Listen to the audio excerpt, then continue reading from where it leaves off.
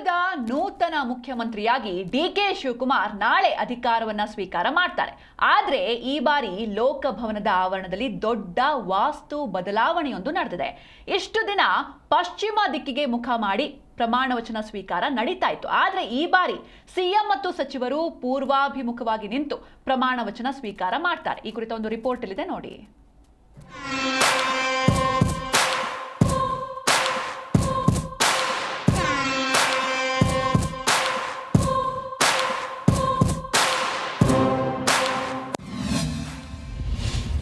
ಗಾಜಿನ ಮನೆಯಲ್ಲಿ ಒಟ್ಟು 1,100 ಆಸನಗಳ ವ್ಯವಸ್ಥೆ,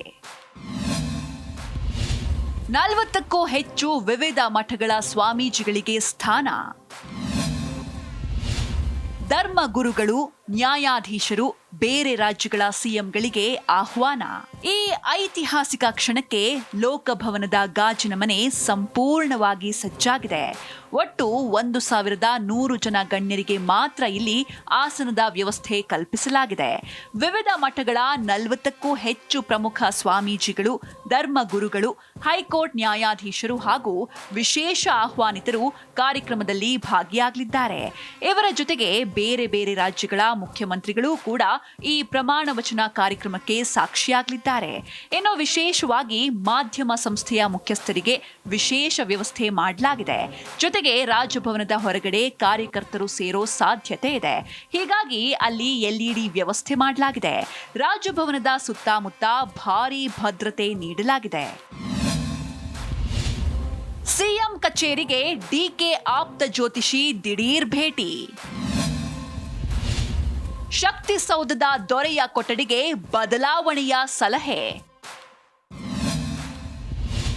ಕೊಠಡಿ, ಕುರ್ಚಿ, ಫರ್ನಿಚರ್ ದಿಕ್ಕು ಬದಲಾವಣೆಗೆ ಜ್ಯೋತಿಷಿ ಸೂಚನೆ. ಇನ್ನು ರಾಜಭವನದ ಇತಿಹಾಸದಲ್ಲೇ ಶಾಶ್ವತ ವೇದಿಕೆಯನ್ನ ಬಿಟ್ಟು ಹೊಸದಾಗಿ ಪೂರ್ವ ದಿಕ್ಕಿಗೆ ವೇದಿಕೆ ನಿರ್ಮಿಸ್ತಾ ಇರೋದರ ಹಿಂದೆ ದೊಡ್ಡ ರಹಸ್ಯವೇ ಅಡಗಿದೆ.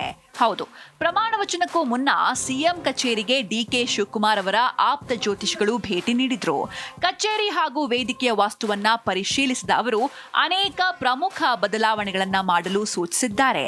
ಜ್ಯೋತಿಷಿಗಳ ಸಲಹೆಯ ಮೇರೆಗೆ ಈ ದಿಕ್ಕಿನ ಬದಲಾವಣೆ ನಡೆದಿದೆ ಎನ್ನಲಾಗ್ತಾ ಇದೆ. ಅದ್ದೂರಿಯಾಗಿ ನಡೆಯಲಿದೆ ಸಿಎಂ ಪ್ರಮಾಣ ವಚನ.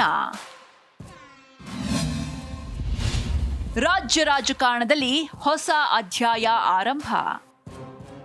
ಜ್ಯೋತಿಷಿಗಳ ಗ್ರೀನ್ ಸಿಗ್ನಲ್, ವಾಸ್ತು ಪ್ರಕಾರ ಸಿದ್ಧಗೊಂಡಿರುವ ಪೂರ್ವಾಭಿಮುಖ ವೇದಿಕೆ, ಕಣ್ಣು ಕೋರೈಸುವ ಗಾಜಿನ ಮನೆಯ ಸುವ್ಯವಸ್ಥೆ, ಹೀಗೆ ಎಲ್ಲವೂ ಅಂದುಕೊಂಡಂತೆ ಬುಧವಾರ ನೆರವೇರಲಿದೆ.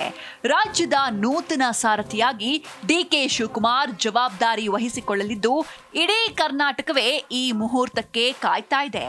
ರಾಜಭವನದಲ್ಲಿ ಕ್ಷಣಗಣನೆ ಆರಂಭವಾಗಿದ್ದು, ಬುಧವಾರದಿಂದ ರಾಜ್ಯ ರಾಜಕಾರಣದಲ್ಲಿ ಹೊಸ ಅಧ್ಯಾಯ ಶುರುವಾಗಲಿದೆ. Rajappa Sutturu, political bureau, Bengaluru.